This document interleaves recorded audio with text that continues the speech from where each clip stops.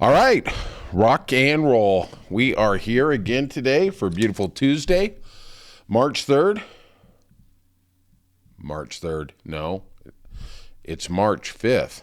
Come on, John. Let's get together. Let's keep it together. Let's not confuse these people more than you're already confused. Hey, you butchered Kyiv the other day, which I heard it again yesterday. I was like, wow.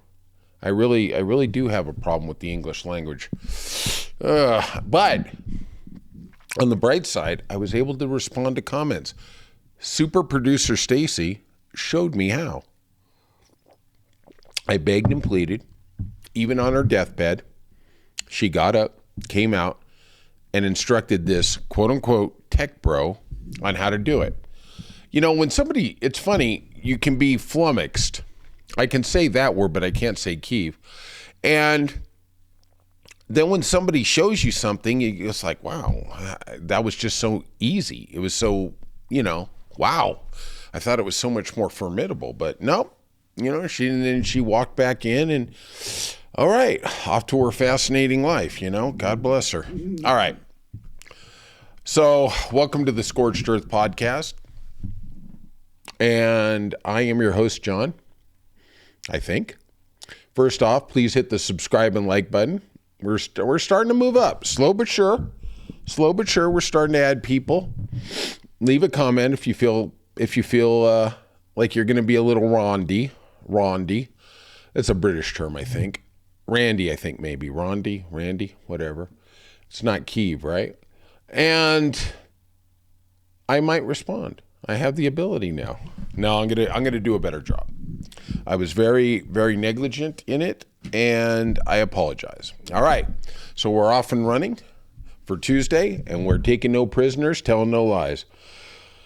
Let's start with what the fudge. I gotta wait 10 minutes before I can cuss, okay? So we all remember the debacle that was Friday in the White House. Vance and Trump ganged up on Zelensky. Well, last night, I'll just be honest with you because I think we have that kind of relationship. I record this late in the night before, so it can come out early in the morning on the East Coast, because I got all those East Coast fans, right? Got to keep them happy. And so actually it is Monday night. It's late here in Los Angeles, but my dedication to you is we're going to get through this, I think. I don't know how many words I'll butcher until we get to the end, but you know what? It might be time to put in some earplugs. Who knows?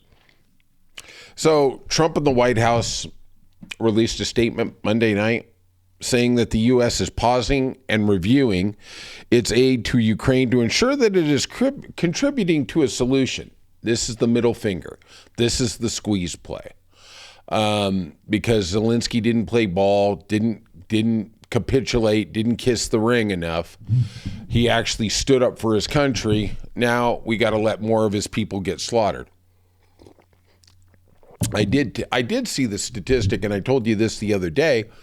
About 20,000 Ukrainian children have been kidnapped in the last 3 years and moved into Russia into camps, re-education camps, whatever you want to call them. And their parents don't know where they are, kind of like the immigrants here when Trump snatches up their kids outside schools and, deports them or does whatever he does, whatever macabre little sadistic thing that guy does. So I guess really it's the biggest story in the news. We got to deal with it. When is Trump going to grow up? I mean, I know he doesn't have to, but boy, I'll tell you what, in 4 years, if I can defeat Gavin Newsom or Christy Whitmer or Shapiro or Bashir, we got some talented people on the Democrat side. I'm telling you right now, my first day in, I'm directing whoever to arrest Trump. I don't really care. Forget habeas corpus and forget all his rights. You know what? It's time. Somebody puts him in jail. And I'm also going to stop funding for the military. Let's see how that shakes things up. But I digress. So Zelensky said yesterday that the end of the war is very, very far away. Yeah, no kidding. You know, if you want to keep your country, it is. If you want to keep your people, yeah, it is. You know, if you have the Trump solution where you just, give up, like he does in the bedroom to Musk. Oh, I'm going to submit. Oh, I'm your submissive. I'll do whatever you say. Oh, we don't need a safe word. Yeah, right. Christ's sakes.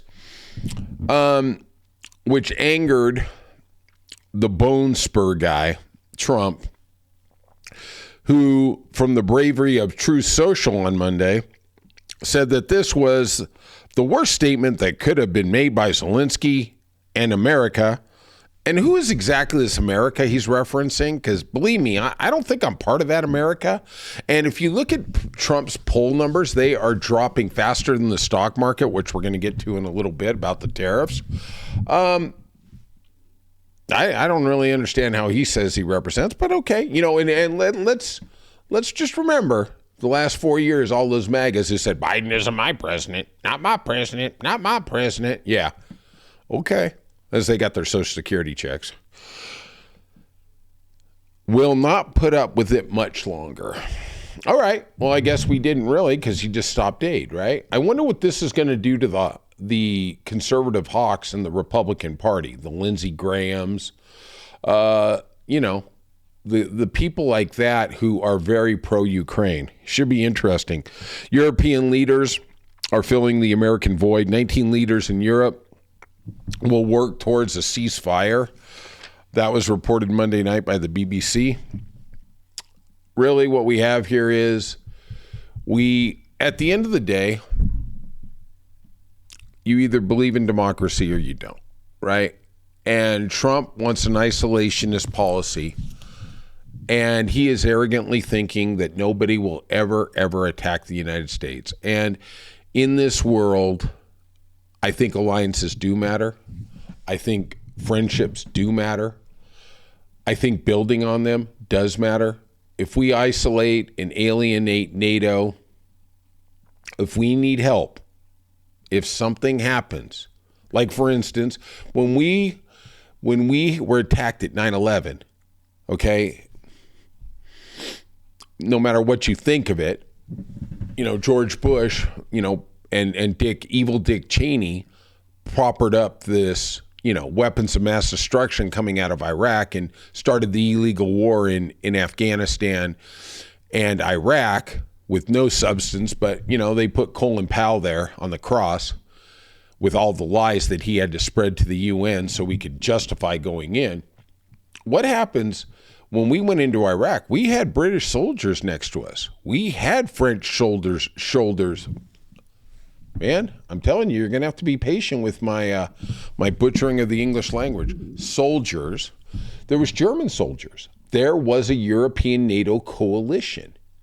I think there was, I could be off, but I think there was soldiers from 12 different European countries in the coalition in Iraq. Now, I'm not arguing that they had as many people there as we did, but that was our war, right? That was our war of aggression. We went in there to a people who didn't do anything wrong to us, never found the weapons of mass destruction. We went in there because we wanted to grab the oil. We wanted to get a hold of those oil reserves, and I'm sure it's just a coincidence that, Dick Cheney was the CEO of Halliburton, and they got a no-bid contract for the first 4 years of the war. Yeah, hey, don't worry about it. Just make sure you keep that end-year bonus coming, buddy. All right? So, at the end of the day, I believe that alliances matter. And what does our word to South Korea mean? Or what does our word to Germany mean if we have betrayed Ukraine? I mean, Marco Rubio has said many times, there's a hawk. He was a hawk until he became Secretary of State. And then he gave up, his backbone and his spine and his Y chromosome. That, we have to support democracy. And I agree. You either support democracy or you don't. You don't pick and choose. What's going to happen with Taiwan? I mean, there's another democracy right there on the edge of an autocratic government, a dictatorship, if you will, a tyranny, I guess. I'm going to have to start working through my vocabulary, I think. Yeah, exactly. And our word, I don't know what it means. I mean, if you were a leader of another country, yeah, okay, I understand the United States is powerful, but do you really trust what they're saying? I mean, I wouldn't. I'd be very hesitant to believe anything unless it's Trump is making everything transactional, right? It's not, hey, trust me on good faith. Is, well, if I can give you something or I can get something, then we'll do something. Other than that, sorry. And as we've seen, we live in a world of trade. And we're going to get to that in a second here with the tariffs. But, I've always felt, and I know I'm in the minority, that trade is what's going to stop a world war. Because why would China, who sells us so many things, ever attack us? Why would they do that? It doesn't make sense. Why would Europe ever attack us? Because they don't want to stop the economic collapse of their economy because the trade element's out. We're going to see what happens with the tariffs. All right. This is going to be my big story of the day. And it's kind of close to my heart. And you're probably not going to want to listen to it, but tune in tomorrow. So we got the Pope. I grew up Catholic. I grew away from the religion because I had friends who were molested by pedophile priests as altar boys or as students in Catholic school. My stance on the Catholic religion is, yeah, it's beautiful. To me, I have a lot of friends who are Catholic, who love the religion, who go to church all the time. And you know what I say? Right on. You go. You do you. Look, I feel like if you worship a tree, if you worship a squirrel, that's a little shout out to super producer Stacy. I'm not saying she worships it, but those squirrels need her. They need her. And if you like a plant, if you like anything, hey man, it brings you peace, you go do you. I'm cool with it, man. It doesn't bother me at all. But I'm not really big on the organized religion thing. Okay, that's just my journey. Okay, but hey, do what you want. But the Pope is obviously probably the most prominent leader of a religious organization. Absolutely, he is, right? The 800 million Catholics in the world, he's their leader. And it was funny. I was looking at it. This is going to be a segue. This is going to be slip. I'm going to be like John Travolta on the dance floor. You're going to see some smooth moves here. Woo-hoo-hoo. So he's in the Vatican, but he's in a hospital. And he had acute failure, 2 episodes of acute failure, but's alert, resting, the Vatican says. And this in of itself is where I want to bring up the hypocrisy of the right. Oh, you didn't see that one coming, did you? When there's a school shooting or a mass shooting of any kind, they do everything to block any type of reasonable solution for it. It was like after 9/11, we didn't sit there and go, oh, wow, that was a bad break. We're not going to do anything. Oh, my God, we put trillions of dollars in to chasing down and vilifying the Muslims and the Islamic people. Okay? All right. There was 20 of them. All right. From Saudi Arabia. Okay. I'm not promoting it. I'm not endorsing it. I'm not saying it was a good thing, but we took action. 50,000 people a year die from guns in this country. And all I've ever heard, and this reminds me of the Pope, is hopes and prayers. Let's just pray on it. We really can't do anything. Well, look at the Pope. Probably the guy who's garnering the most prayers in history. He's in a hospital. He's actually doing stuff. He isn't sitting there on a bed in St. Peter's Basilica saying, well, the prayers are going to cure me. Well, yeah, but medical science, we have things to do. And it's just like the guns. The guns are just making me, you know what? Let's get to it. You know what, John? You didn't do a very good job aligning your things. So let's talk about some stats from the Gun Violence Archive. This is a website. School shootings. Okay? This is for schools K through 12, colleges, universities. 2016. Now, a school shooting is over 3 were killed and 5 injured. Okay? 5 plus 5. So a total of 8. That's what the number is, okay? And anybody out there who says that's not a big number, right there to yourself.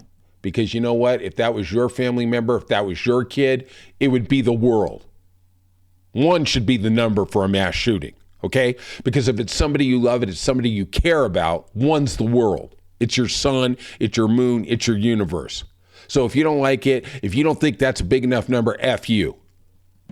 Gotta wait my 10 minutes. So in 2016, we had 51 shootings in America. God bless America. 17, we had 42, went down a little. 018, 44, started to creep up a little. 019, we had 52. Now, in 2020, we had 22, and this is because a majority of schools were shuttered for about half the year. Okay? So, obviously, the number is going to go down significantly. But when schools reopened in 2021, the number skyrocketed back up to 73. 2022, 79. 2023, 82. And in 2024, 83. Numbers just keep going up, right? So in 2023, after a mass shooting in Maine, in which 18 people were killed and 13 injured. And I'm gonna do a mea culpa here. I had kind of forgotten about it. And what does that say about our society? When so many shootings happen, I forgot about this one. When I started looking at it, I was like, yeah, I remember it now. I remember Susan Collins out there, fake tears. Oh, it's a shame. I don't understand how this could happen. Yeah, because your party, she caucuses with the Republicans. She's supposedly an independent, but she votes all the time with the Republicans. I don't understand how this could happen. Yeah, I wonder. So after this brutal mass shooting, Mike Johnson, who was then the new Speaker of the House, said, "This is a dark time in America. We are hopeful and prayerful." There's going to be a common theme coming here, right? Then he said, "Prayer is appropriate at this time, that this senseless violence can stop." Prayer. We're not going to do anything. And this is the same Mike Johnson, throughout his entire congressional career, has opposed all gun control measures on the House floor. Gun violence kills 130 Americans each and every day here. Try and get your head around that. 130 people in America aren't walking. There's people who are going to wake up this morning who will 130 won't make it tonight, just on the average. That's just the numbers. Over the last few years, here are some Republican comments after mass shootings. We had Rick Scott, the idiot senator from Florida. "We need to consider an automatic death penalty for school shooters." Boy, you really must have put the brain in overload on that one, because over 90% of school shooters are either killed by police or kill themselves during the course of the event. Yeah. I'm sure it's really going to alter people from doing that. I mean, let's call it this way.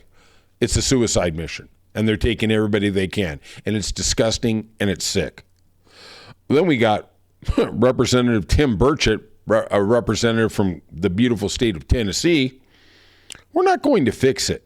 I don't see any real role that we could do other than to mess things up worse." Okay.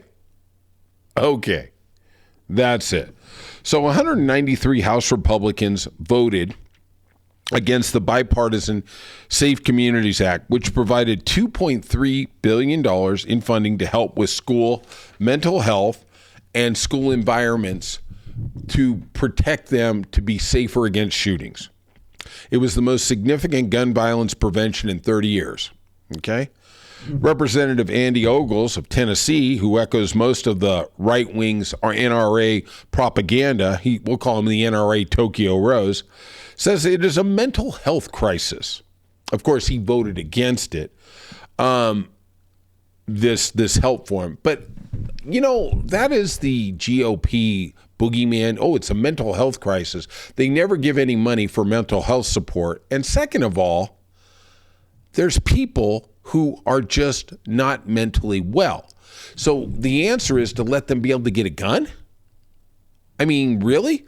The GOP and the NRA have stopped every mental health background check ever. Okay? As far as I'm concerned, we need to ban guns. But, we're not going to get there. So Andy voted against the Safer Communities Act. It passed under Joe Biden. God, we miss you more every day, Joe. In June 2022, it was the first major legislation since the assault weapons ban of 94, which was actually pretty damn effective. It was getting assault weapons off the street, but, why do we got to keep that going, right? So what I'm saying is, their thing about hopes and prayers, the guy who believes in it more than anybody, the Pope, he actually uses science to figure out problems, Jesus Christ. Makes me sick. All right. Let's probably go to our last story here. I literally want to impale myself on this microphone. All right. So the U.S. tariffs, they went into effect at midnight Tuesday. The tariffs are double on China, 25% on Canada and Mexico. Stock market on Monday crashed. The S&P 500, which is a cross index of the 500 biggest industrialized companies in America, fell 1.7%, which is a huge drop. It's a huge drop for one day, for 7 hours, right? The NASDAQ, which is the tech stock exchange, NVIDIA, Apple, things like that, fell 2.6%. I got a real cute story here you're going to enjoy. Crypto, though, has got a boost in the last week after Trump said on Sunday that 5 digital assets, Bitcoin, Ether, XRP, Solana, and Cardano, would be included in a new U.S. strategic cryptocurrency reserve. Now, let me tell you about this gentleman named Justin Sun. Maybe you know about him, maybe you don't. This guy is a swindler. This guy is a criminal. This guy is a crook. So in December, Justin Sun purchased $30 million in crypto tokens from World Liberty Financial, WLF. That's what we're going to call it for the rest of the story. A new crypto venture backed by Donald Trump and family. Now here, as the bard said, lies the rub. The crypto that is being sold by the Trump family has, wait for it, a 75% management fee. Let me tell you something. Even HOAs are looking at that and going, oh my God. Oh, they got a racket going on. Tony Soprano's looking at that going, oh my God, they really figured out how to do this. Right? He bought $30 million on the first day it was available. That was $18 million that went directly to the Trump family that day in December, right? Now, I don't know if you know much about tokens because I've invested in crypto and I am terrible. I am literally worse at crypto than I am pronouncing names. Oh, say what, John? Say what? Yeah. So these WLF tokens are literally worthless for Sun, as they are non-transferable and locked indefinitely inside that crypto vault. So basically, he just gave $30 million to Trump. Okay, 18 million Trump can grab. 12 million's in there until we can figure out how to devalue it and siphon it off some other way. But wait for it. And this is according to CNN on February 28th. Justin Sun is getting a reprieve on a civil fraud charges from the DOJ. What? December, he invests in crypto? In Trump's crypto? And then in February, charges are dropped? What? Federal securities regulators are stopping the case against Justin Sun and his company. What are the charges exactly? Well, this has been 2 years in the making. The SEC, America's top regulator, charged Sun and his companies, Tron, BitTorrent, and in my little venture into crypto, which was, literally putting a toe in the pool, I bought BitTorrent. Okay, and this story starts to resonate a little more with me. Rainberry, he was charged with selling unregistered securities and fraudulently manipulating the price of digital token Tronix. Yeah, I'm sure it was Torrent too. John just never got there, right? Oh my God. So for $30 million, he's got all the charges dropped. Looks like the DOJ is up to snuff. You know what we're going to do? I don't want to end on that story. It's going to make me want to vomit. Seems like I'm vomiting a lot. You wouldn't think I'd be this big for as much as I vomit. I'm like Amy Winehouse. My little diet plan. I should be skinnier than, I don't know who, but I should be skinny. Top spokesman of Health Human Services Department has abruptly quit yesterday after repeated clashes with RFK Jr. over his management of the agency and the measles outbreak. Thomas Corey announced his resignation less than 2 weeks after joining as his Assistant Secretary for Public Affairs. Okay, this was a nice get for the department. He's already got in the escape pod and said later. Last week, RFK, a vaccine skeptic, said the measles outbreak in the cabinet meeting in the White House wasn't unusual. Yeah. He still hasn't called for people to get vaccinated in any of the literature on the website for Health and Human Services. In 2000, the U.S. had officially eradicated measles. Now, what does it take to get a disease officially, an infection officially eradicated? I looked it up because I know that's what you want. You want the knowledge. I'm going to give it to you. It has to be at 0%. Now, it doesn't mean there's 0 cases, but out of the population, it has to be less than 0.5 of 1%, right? So in this country of 350 million, okay, 1% is 3.5. So officially eradicated is 1.4, 1.7 million, give or take, somewhere in that range, right? That is still a number, but it tells you that the number could be considerably lower, right? I honestly, what we're seeing is, and we had this on there 2 weeks ago, that 2 years ago, they only had 42 cases in the entire United States. So they actually got close to 0.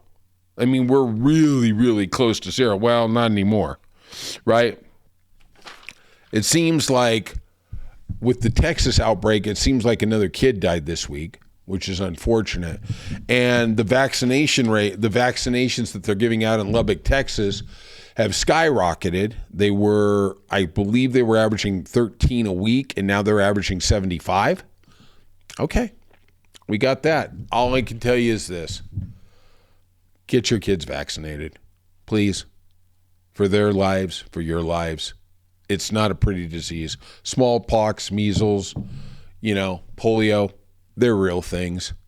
Don't be like these people with gun control, hopes and prayers. I'm just going to pray over my kid. I'm going to give him a neti pot. That's going to stop him.